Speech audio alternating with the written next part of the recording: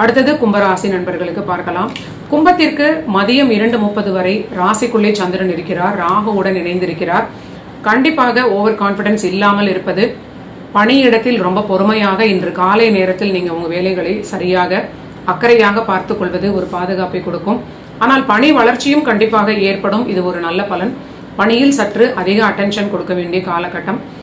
கடன் வாங்கக்கூடிய நண்பர்கள், இன்று கும்பத்தில் இருக்கக்கூடியவர்கள் சற்று அதிக பொறுமையாக கடன் தொகைகளில் எச்சரிக்கையாக இருப்பது நல்ல பலன்கள்.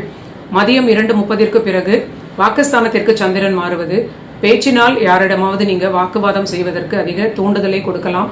உணவினால் ஆரோக்கியத்தில் சின்ன சின்ன பிரச்சனைகளை இது கண்டிப்பாக கொடுக்க வாய்ப்பாக இருக்கும். ஓரளவிற்கு அடுத்த 2 நாட்கள் நீங்க ஆன் டைம் உணவு எடுத்துக்கொள்வது, தேவையற்ற பேச்சுக்களை தவிர்ப்பது உங்களுக்கு பெரிய பாதுகாப்பை கொடுக்கும். அடுத்தது மீன ராசி நண்பர்களுக்கு பார்க்கலாம். மீன ராசிக்கு காலையில் விரயஸ்தானத்தில் இருக்கக்கூடிய சந்திரன் மனதில் ஏதோ ஒரு குழப்பமான நிலையாக இருக்கலாம். இன்றைய சூழலுக்கு ஏற்ற முடிவுகளை எடுப்பதில் சில தடுமாற்றம் இருக்கலாம். கண்டிப்பாக தேவையில்லாத மனக்குழப்பத்தை தவிர்ப்பது, அது ஒன்று மட்டும்தான் சரியான வழியாக இருக்கும். மதியத்திற்கு பிறகு ராசிக்குள்ளே சந்திரன் சனியுடன் இணைந்திருப்பது, இதுவும் உங்களுக்கு ஒரு எடுத்த காரியத்தை செய்து முடிப்பதில் தடை தாமதங்கள் காணப்படலாம். ஹனுமன் வழிபாடு செய்வது உங்களுக்கு சில தாமதங்களை கடந்து வெற்றியை கொடுக்கக்கூடிய நல்ல பலன்களை இது கொடுக்கும். நன்றி நண்பர்களே. இதுதான் செப்டம்பர் மாதம் 8ஆம் தேதி 2025 திங்கட்கிழமைக்கான தினப்பலன்கள்.